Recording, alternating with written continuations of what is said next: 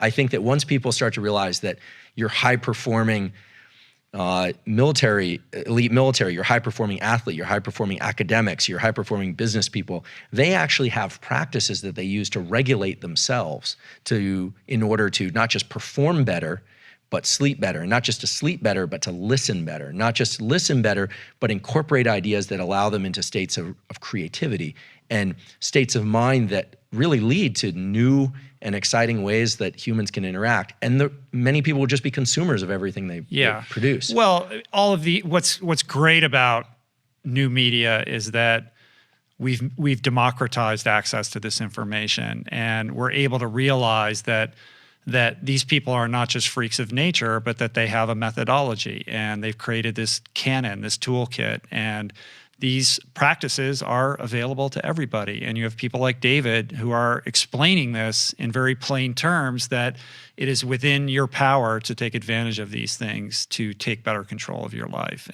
But I think that there's so much interest now in psychology and the brain and the self, in physical fitness, which, you know, I think it's fair to say is inextricably linked to mental fitness. And the fact that people are so curious about what other people are doing and what are the paths to success, and, you know, what are the resources for trauma and addiction. But I think 2020 is our, is our sort of call. I keep calling it a call to arms, and because I guess I do feel that way. This is serious business, and this is the time for us and the next generation to step up and, you know, and to lead people toward a place where we can function better, and where the next generation will reflexively function better.